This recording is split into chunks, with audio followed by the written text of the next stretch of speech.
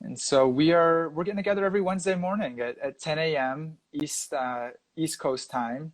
And we just had friends reaching out to us. We had people in the community, just saying, "Hey, let's have a conversation about relationships. Let's make that a little bit more alive, a little more of a living dialogue in our community, and to talk about different principles and practices." And of course, Deanna and I we're just in the process of doing the best we can to be as effective as we can in our relationship. And so we're in the process with you guys and really just discussing, yeah, what are principles, what are practices, what are ways of being that can really support a thriving and dynamic relationship. And so we are here. We are students with you, and here just to share the experience a little bit, and hear from you guys as well. Hear your feedbacks, any inputs you may have, any questions you may have, any realizations. Please share them on the chat board, and we'll do our best to engage with you. And super grateful to be with you, Dee. Yeah, grateful to be with you. I'm feeling like we should spend the first 15 minutes just saying hi to everybody. Yeah. Like we don't Yoga, see everybody. yoga Iggy coming all the way from Eastern Europe. We got And so I many saw friends. Jackie and Rex. Genevieve tuned in. Something Amazing. on. Amazing. Grateful to be with you guys. Yeah, we could stay. We could stay a little longer. Just keep I think saying hi to. this is a good segue into our masculine and feminine role talk. Yeah, totally. What's the Well, focus? And I'm like, who else is coming there's hearts. There are hearts going. on? Anyways. I'm appreciating it because really this is going to be the center of our conversations today. Is that there's so many people that are tuning in, friends of ours that have been so supportive in our own spiritual practices and our spiritual life, and encouraging, supportive, inspiring in the way that they live their life. So grateful to have so many friends in that way, and so to be able to, yeah, let's receive that energy as people are tuning in. Let's receive that energy, because that's really the basis of our conversation today is community and the relationships that support our primary relationships. And so, Yeah. we I was thinking today, as I was just going about my morning, I was thinking how, okay, like we're talking about community, which can seem a little bit broad and intimidating for an intimate relationship. Like, what do you hmm mean community? Like, how is that supportive? That's very vulnerable. I was hmm thinking a word that almost resonates more is counsel, hmm because it's like we want to invite our intimate friends that we deeply trust, that we know have our best interests in mind with no hmm ulterior motive. That's who we want to invite into our relationship, into our hmm more intimate dealings. hmm And so Vera and I, we talked a little bit yesterday about the story that we wanted to share to kind of give light to this topic. And yeah, and just how valuable it is to not just navigate relationship on our own. Like, all right, Vera, it's me and you, let's figure this out. But how having, in spiritual life, they say, sadhana, sangha, seva. And those are the three pillars of spiritual life that we have to have. What are And those pillars, B? sadhana is our spiritual discipline, our practice every day. Sangha is our people, hmm people that we deepen with. And sang comes from sat, which means truth. So we come together to explore truth.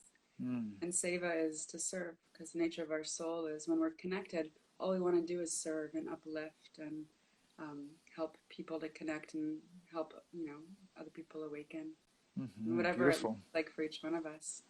I mean, and so relationship, there's yeah, there's people that have walked the path before us. There's it's kind of like we think that our struggles are so unique. We think that our mm joys are so unique. But when we kind of open up or broaden our scope, we see like actually so many people have gone through these same struggles. And hmm they may have a scope that's bigger than mine that I can actually take shelter of, and we can practice in our relationship. And so a hmm big part of the third C, we talked about commitment, in the first one, we talked about um, communication last week. And then the third C is, counsel, to seek the shelter of people that we deeply trust and that have our best interest in mind, hmm and what that can look like in our relationship, how that can actually support a relationship in a really, really deep and profound way. Because if it's just us trying to figure things out on our own, we'll stumble and fall so many times. Vera Mm-hmm. oftentimes gives that example of if you're going hiking and you don't have a trail map and you just think, oh, I'll just figure it out and I'll get there eventually. Mm-hmm. Uh, it's going to take you a lot longer. Like maybe you'll get there, but you're likely to get lost, if you Mm-hmm. don't have those signposts or those markers on the tree. Mm-hmm. And so our friends or our community or council can be those markers that can just kind of help us navigate challenges, but also joys and big Mm-hmm. decisions um, in a more thoughtful and broad-minded way. Mm-hmm. It's beautiful. Yeah, I love it. Just on decision and just on sharing the journey, right? Like, okay, we'll come to some big decisions in life, and we'll come to, crossroads in life, and having the support and having counsel, whether we're in a relationship or it's, we're single, to really have proper counsel allows for us to be able to, let in other perspective, let in, and the way that the yoga teachings talk about it is that actually, through somebody who's walking the path, through somebody who's really given their life to a higher power, that by us allowing them into our life, by us revealing our mind and our heart to them with big decisions we make, it's kind of like how we let the voice of God enter into our life. Let the voice that's actually in our heart, that's actually talking to us constantly, but we may or may not be able to hear that voice so clearly. When we let somebody in, that's a spiritual friend, a spiritual mentor, a teacher, and we open up about a big decision or a big challenge that we're facing in our life, we get that voice, from God, from our higher power, and it synthesizes. It's something that Mhm. synthesizes with our heart. It's not that we're just kind of taking an external idea and doing it, but actually it resonates. It actually is something that aligns with the heart, with the voice of the divine within us. And so, Yeah. yeah, go for it. Yeah. I was also just thinking, I just heard a little bubba in the background. Yeah, yeah. um, yeah, that this is not only for people that are in relationships, but also how it applies to people that are not in a relationship or maybe in the dating world right now is yeah, to again to seek that counsel, to open up to people that you deeply trust about like this is the person I'm seeing right now, this is what they value, this is who they are, this is what I'm feeling. What are your insights, what are your thoughts? Mm-hmm. Because when we're entering into a relationship again, we they say love is blind, because when you're having this big feeling, there's a lot of hormones that are happening in your body. We can make decisions that aren't actually connected to the larger scope. So to have those people, and again, it's not just anybody. We don't bring our stuff to just anybody, because we need to make sure that they have no selfish motive, because if there is Mm-hmm. any envy or any of that, they can give you advice that's not rooted in like I deeply feel like this is what's best for you. Mm-hmm. But if there's people that we really trust have our best interests in mind, and we bring our hearts to them and say, this is what's happening in my life right now, this is who this person is, this is how they are, this is what they value, this is what they do in their world. What do you think? What are your insights? Is there a green light, or do you see any caution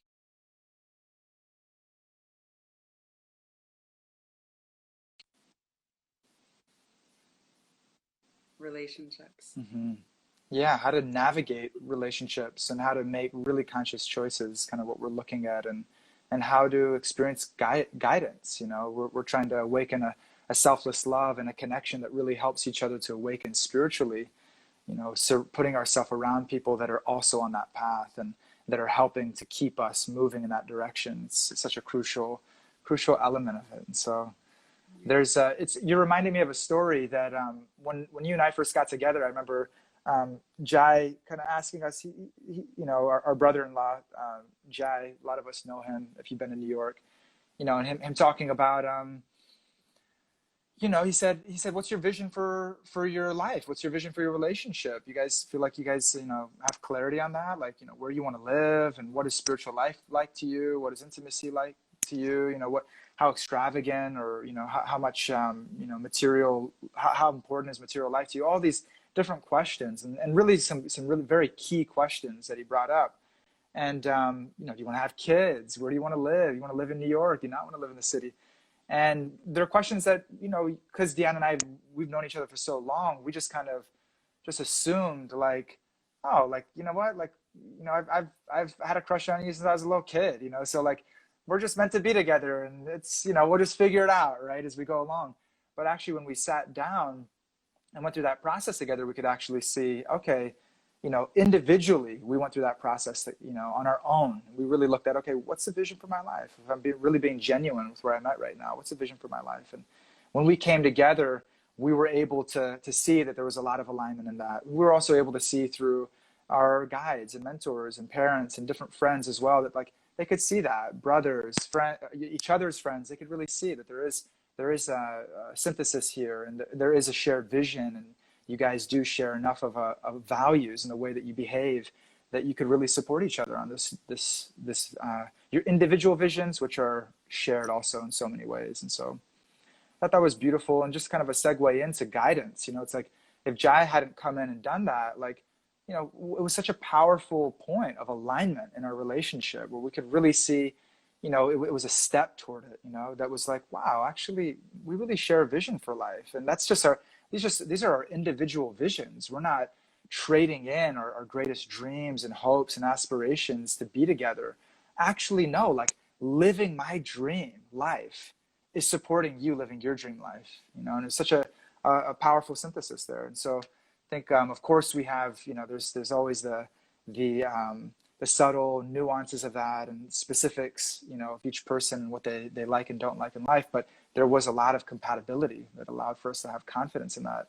And it came from guidance. It came from a brother and a friend that really, really cared about us and wanted to see us, having that clear vision, that clear aim, so that we were really driving our energy toward that, moving toward that. And so I felt like that was one powerful moment. And then another one was a story when we were first coming together, which is such a powerful kind of transformation that took place. Was maybe about a year after we were together. We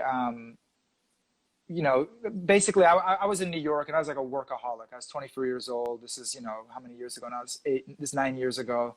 And I just come out to New York. Dhyana had just come out to New York, and I'm working like crazy. I'm working 12, 14 hours a day in a health practice, and feeling this, like success and, this drive and purpose, and, meeting so many amazing people in New York. So Genevieve tuned in. It's when, we got to spend some time, and she was in New York at that time before going back to London.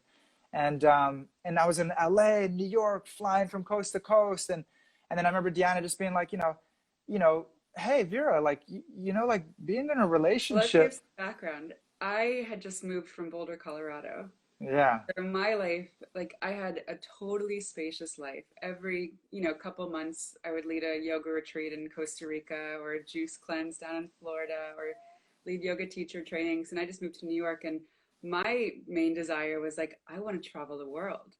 Like we'll open this yoga studio in New York, and then whenever we have time, we'll go do retreats in, exotic areas, and then just travel for months on end. And I had this big desire, like when I get together with my partner, like we're gonna buy a round the world ticket, and we're just gonna see the world together. And so we had obviously very different desires. And as and I remember that, like during that time, it was like a year into our relationship where it's like we had a lot of similarities, but we were also thinking like, wait, like, are we only together now because we've dreamed of this time since we were 11 and 12? And we both just happened to be in New York, at the, we moved in the same exact month to the same exact city from different places in the States. Like, are we just doing this because, we've always had this fantasy of doing this?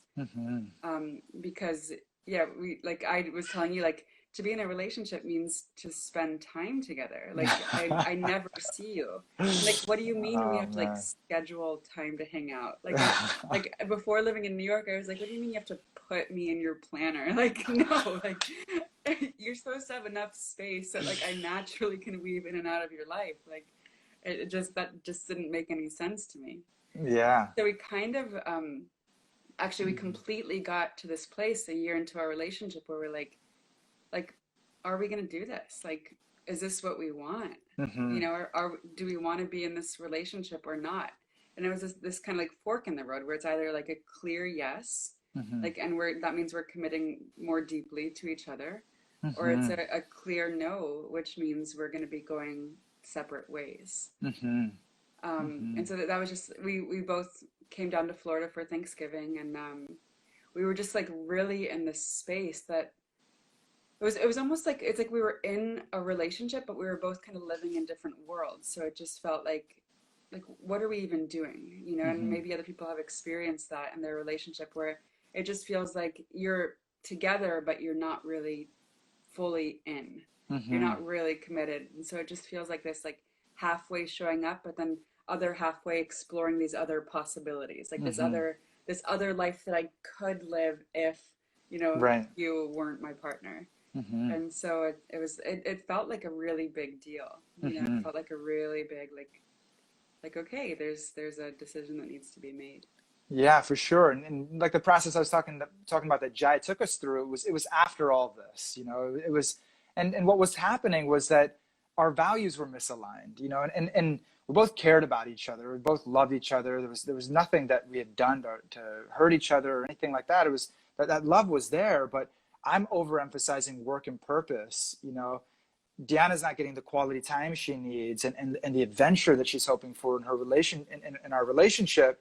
And so then it's leading to this unconscious tension in our relationship where we're not recognizing that really it's like we're just not supporting each other's vision. We're just not even clear about it. We haven't even sat down and had like an uncharged, just very clear like conversation about it. And so we're And feeling this tension. ultimately, I think also we felt the tension because neither of us were all in. Neither of us were committed. You know, Mm-hmm. which is again like the foundation of a relationship. Mm-hmm. Because until there's that commitment, there's always the out. There's always Mm-hmm. the option. You know Right. that there might be something better somewhere else at some time in the future, Mm-hmm. if and when I weren't here. You know, and so Yeah. I think because neither of us were committed, we were feeling that tension because yeah, because we weren't all in, Yeah. which I mean that's where the this week's topic comes in is counsel, and we Mm-hmm. both, I mean, I say randomly, but I know it wasn't random. It was obviously Krishna's hand, which I've just seen so many times throughout our relationship since we've been Mm-hmm. together.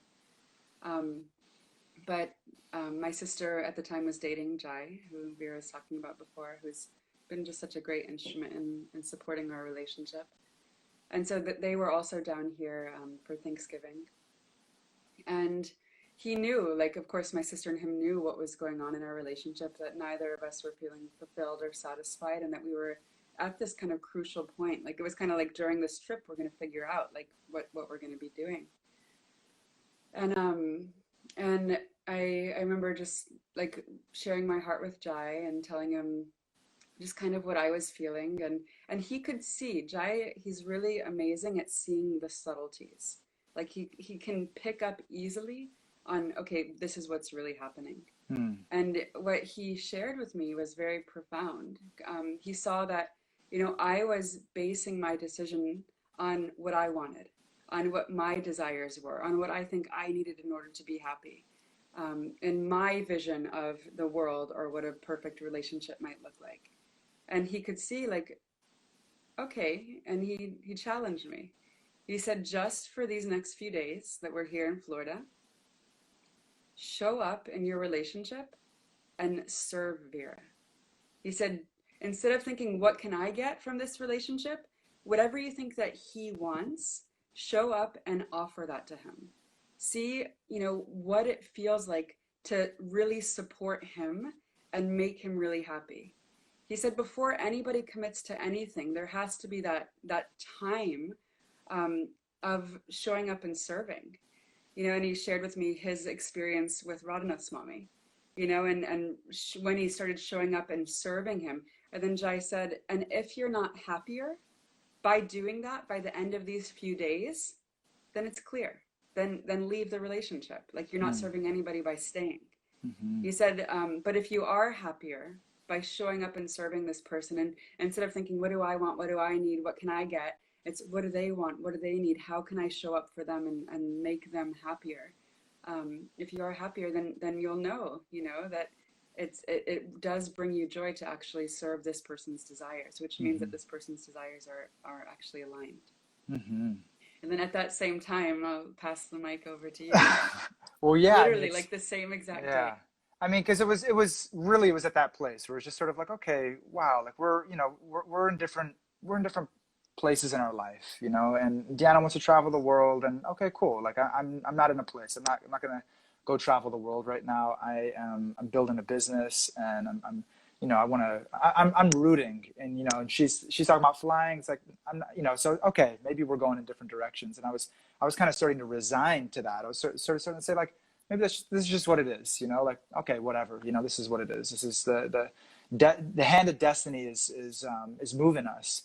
And at the same time, I was connecting with a friend in LA who's also been a great guiding instrument in my life, Lisa, and she's a coach and also a friend, and a pretty mystical kind of amazing person, just an amazing, very practical and very real and heart-centered person.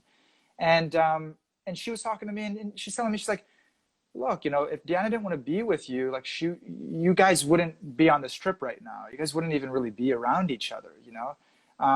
She's already given her heart to you. This is just a test, right?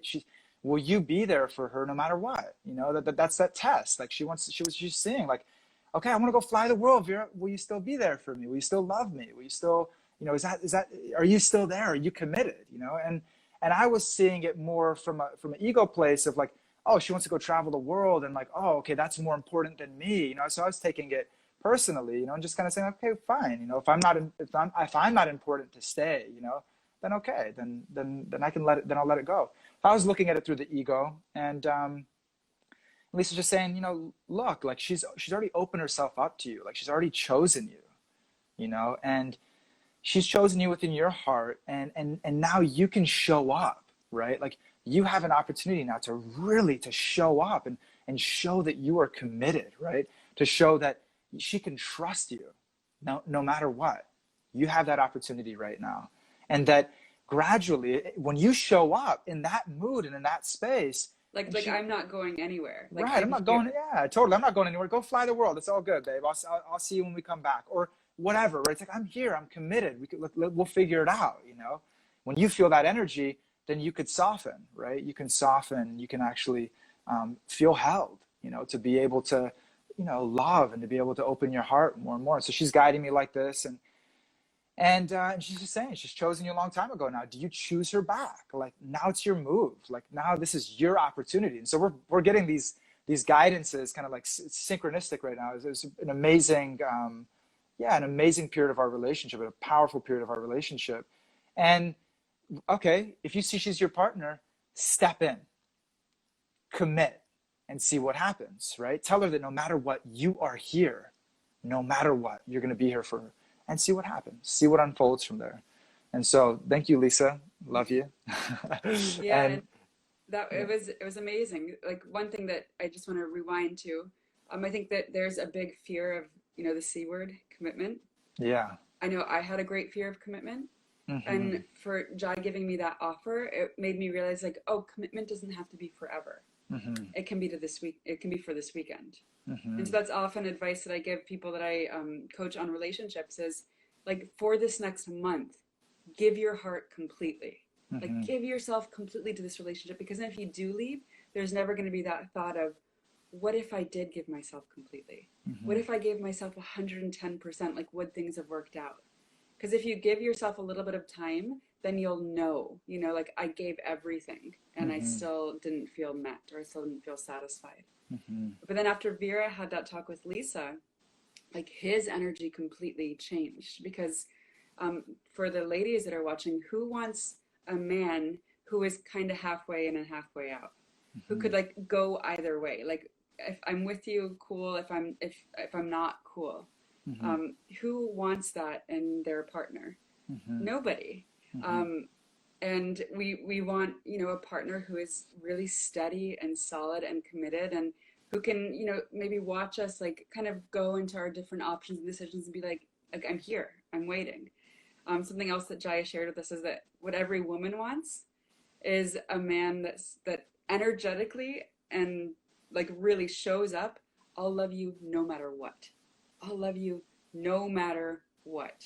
I mean, maybe a silly connection, but like it's like we all want our Noah from the Notebook. Like that man who will love us no matter what.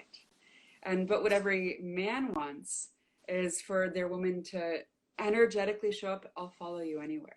I Mm. trust you with my entire heart. Mm-hmm. And when they feel that trust, that deep trust, they become even more empowered to step into the space of, I'll take care of you. I'll love you Mm-hmm. no matter what. And I think this is also moving into a different topic that I'm sure we'll explore in the future. But it's like, how do we empower each other to step into, the greatest partnership, the greatest partner that we can each be for each other Mm-hmm. is not by, testing or not trusting or, but it's really by trusting somebody, they become more trustworthy Mm. because they feel empowered by that trust. It's a vulnerable place to be, right? It's like it's like, okay, we're starting at a place, where it's like, man, like it's hard, right? It's hard to trust somebody. We've been hurt in the past, or different things that have come up, and it's so powerful what you're talking about right now. It's like, actually, okay, by trusting, if somebody doesn't kind of take that step, then we can never really establish that deeper trust. And then because of that, then we're in this position in our relationship where we're a little skeptical, like we're a little fearful, we're a little anxious, and we're really kind of measuring, what am I giving? Am I becoming too vulnerable? Am I becoming,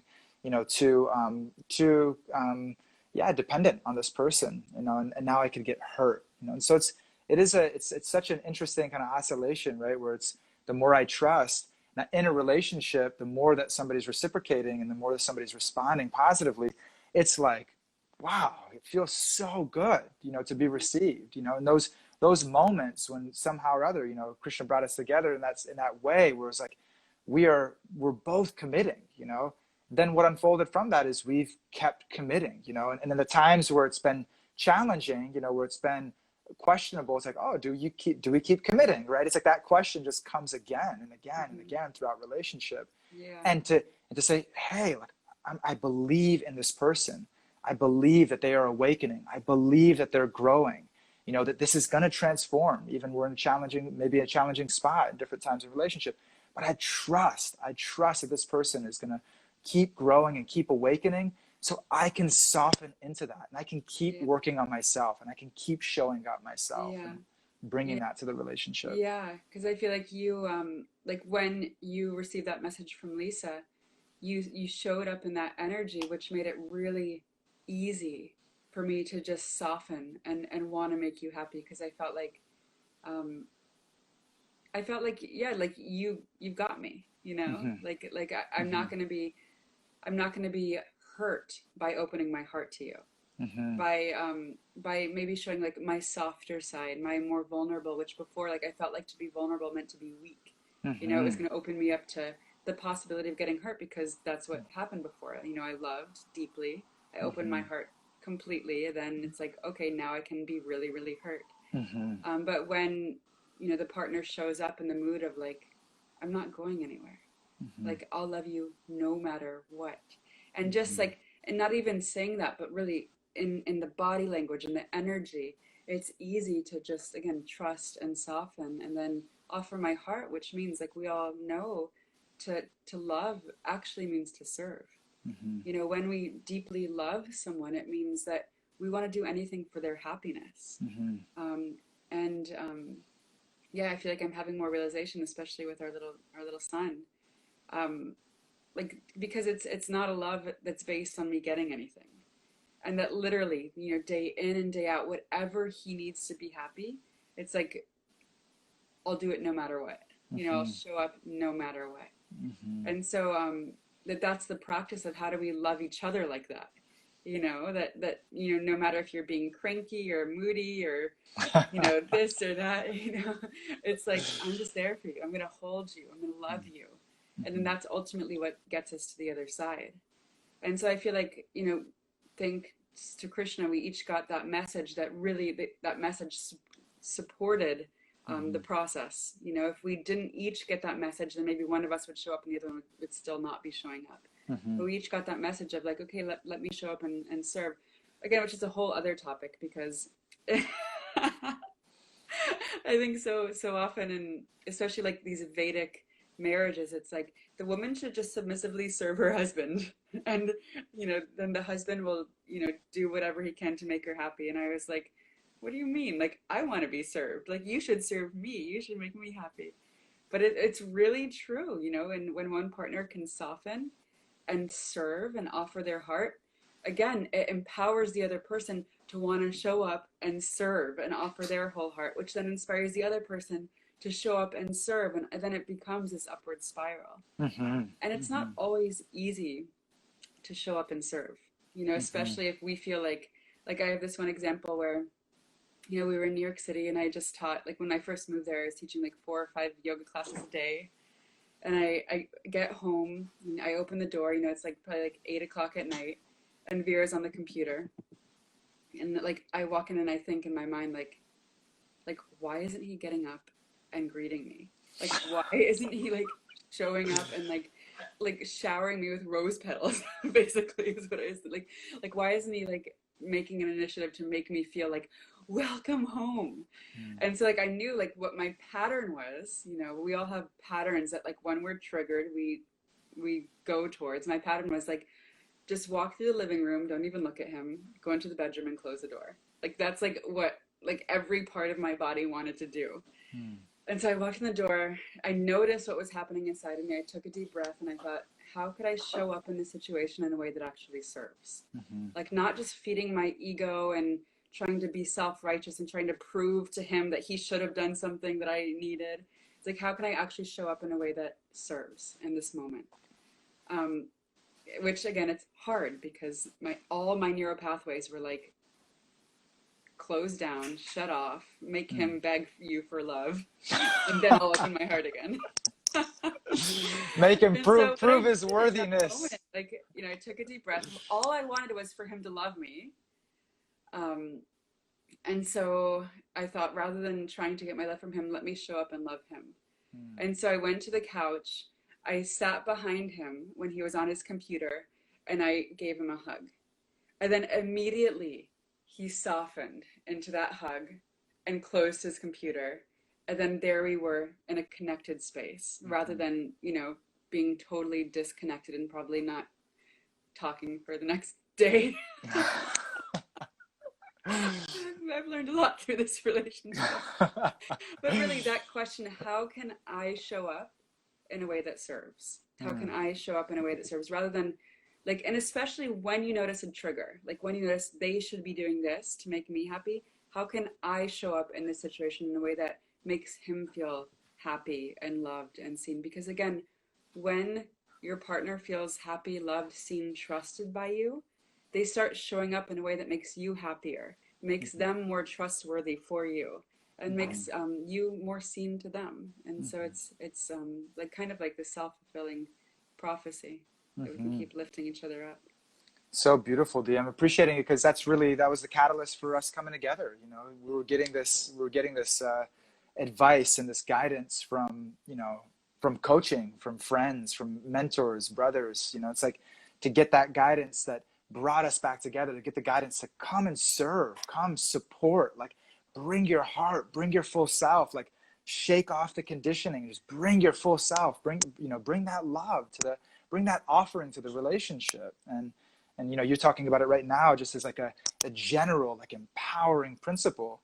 And it's what brought us together, and having the guidance of our friends, really just kind of seeing like it's in serving, right? It's in giving, it's in expressing love that we feel fulfilled. It's in expressing our soul, expressing love in that way that we feel fulfilled and we feel connected, and so it's that, okay, what's the opportunity I have right now, wherever I am? It's like, what's the opportunity I have right now? That's just a general, just that principle and that policy for our mind is like, how can I serve right now? How can I show up and serve? And it's a medicine, right? Medicine for the heart. And I was thinking how basically the first 4 years of our relationship, we were blessed to live with my sister and Jai. And so it was 2 couples. We actually lived in what is now the girls' ashram at the Bhakti Center. But I remember when things would come up and, me and you would be having conversations, but we seemed to just be going in circles. We would call a house meeting, and we would basically call Shaima and Jai to sit in our conversation, um, so that they could give us feedback. They could support us and kind of moving through the conversation in a way that was productive. And so to have that kind of support in your relationship, whether it's, together as a couple going to another couple, or it's yeah, it's calling somebody individually when you're like, hey, I need help. This is happening in my marriage. What do you think? To have those people or that person that you can go to seek shelter of, Hmm. it's just so valuable, because I think there's so many initially, like those first few years of our relationship, where we didn't have, solid communication skills. We didn't have like a really solid foundation of trust yet. We didn't have, like commitment is something that develops, and I feel like when we're dating, there's one level of commitment. When when we got engaged, it felt deeper. Uh-oh. Is Arjun there? One of our mentors. When we're yeah, when we got engaged, there was a deeper level of commitment. Then when we got married, it was like, all right, like the a deep level of commitment, and I feel like it keeps deepening. But to have those people that we can really take shelter of, through the process of learning how to be together in relationship, is so valuable. Hmm. Hmm. Absolutely. Yeah. Appreciating it. Arjun is, Arjun, I'm putting you on IG Live real quick. He's one of our mentors. IG Live? Is in the, He's somebody who even just recently, I've been talking to Vera. I'm just like, when am I going to see you again? Like literally, there's that uncertainty of like, when are we going to see each other again? Anytime I bring it up to him, I'm like, okay, like you're going to have to quarantine for 2 weeks, then drive down, and then we can, be together again. And he's like, I hate road trips. I don't want to be in the car for 3 days. I'm not going to sit in this apartment by myself for 2 weeks. And so basically, it stresses him out a lot when I bring up like, when am I going to see you again? And so I called Arjun, and I was like, Arjun, what should I do? Um, I don't want to stress Veer out because I know he has a lot on his plate right now. Like, and like I feel like I need to settle my own mind. Like I need to know, like I need to know at least like when are we going to see each other again? Because for hmm. me it's like it could be, another 6 months. Who knows what's going to happen in the world right now? Hmm. But I just said like, but based on like Vera, you have a relationship with him. Like what should I do? Should I push him or should I just trust in the situation? And so it was super valuable to kind of have that insight from somebody that I know cares about both of us. So it's even like little situations like that, like to Hmm. have that counsel, um, which then brings peace to my mind, Hmm. and brings more peace to our relationship, which Yeah. yeah, was super helpful. Yeah, definitely. And I'm just thinking about our friends out there right now. It's like, okay, if we don't have that counsel, how do we go about starting to discover that, and that it's just taking the premise that the counsel is always available. Take that premise. That's something that the yoga teachings share is that any time in our life for major decisions that we need to make and support to stay on the spiritual path, that there's always that counsel. It's available always. Never is there a time on this planet in our existence that counsel will not be available. So that's a premise. That's something that yoga teachings share, and something that we could take on as a belief. We could say, hey, counsel is always available. I just have to find it. I have to find it. And so then now I'm in discovery. If I don't feel like I have those relationships that are really supportive and that help me navigate relationship in a thoughtful and a dynamic way, the first thing I'm thinking is just our own practice of prayer, our own practice of intention, of really desiring to have guidance, really desiring to have a teacher, have mentors, have friends that can help us to stay focused on the path, moving toward a goal of sharing love in a more and more unconditional way as we go on in our life. And so, and once we find them, it's not just like, oh, wise teacher, like, please, impart your wisdom upon me. Like I'm not there just to take, like I'm there to serve that person, and if it's a couple that maybe is navigated, their relationship, and been successful in it, or it's whoever it may be, it's somebody who we look at and we say, wow, like I want to be where they're at when I'm that old. I want to still be in a relationship, still smiling, laughing, holding hands with my partner 30 years down the road. Like I want to have that type of connection and relationship. Let's look at those people. Let's serve them. Find those people. Go on a treasure hunt. Like go on a treasure hunt in the heart first, setting that intention, that desire, those prayers that please bring these people into my life to help me to navigate life, to help me to navigate life effectively, not just in my relationships, but in you know, all spheres. And let me serve them, because by serving them and by connecting with them and doing something that really touches their heart, all those gems, all those treasures of their heart just start to blossom, and they become ours. You know, it's like we actually are able to gain all that wisdom and all that knowledge and insight, you know, through serving them and through loving them and connecting with them. So this is something for all of us out there, whether we have those relationships, we don't have those relationships, who can we find, can pray for it, have the intention, appreciate them, serve them, and start to build those connections that really are essential in our, to have a successful relationship, to have a successful life. And so, yeah. Beautiful. I think that's a good closing space. If anybody does have any insights or questions for us, go ahead and post them below. Our topic for next week, which I'm really excited about, because I think it's such an important topic in relationship, whether, again, you're in the dating world or you are in a committed relationship. Our focus next week is boundaries. So how to establish boundaries. And sometimes when we think of boundaries, we feel like, oh my God, they're so limiting. Like, why would you put any boundaries on me? Or why would you put boundaries on yourself? But boundaries actually create so much freedom within relationship. And so that's what we're going to be exploring together next week. And we have a bunch of topics, of course, that we're going to be touching on over the next weeks. Though also we want to make sure that we're speaking to what's important to you. So please send me a personal DM with topics that you would like us to speak on, that you would like to hear from us, because we really want to make sure that we're speaking to what you're wanting to listen to. Thank amazing. you, Zerlina. Thank you, Satya, and all you guys for tuning in. So many sweet souls. Mogaji, so many sweet souls. Awesome. She's giving us some insights about boundaries. What she wants to hear about next week. Beautiful. Thanks. Awesome.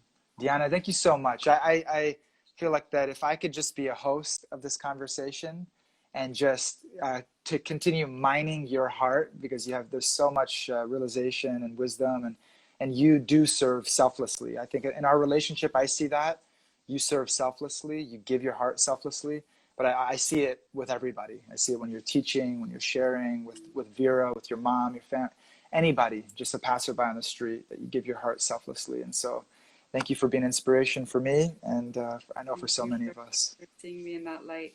And just on our last closing note, I was listening to a lecture yesterday by Andy Stanley, where he said that one secret of happy couples is that they see each other in the highest light. They see each other higher than how, like, I might see myself, you see me. And that's a secret of what a lot of happy couples practice. You make it easy, Angel. You make it easy. It's easy to see sunshine when it's beaming at you. So thank you so much. I'm grateful.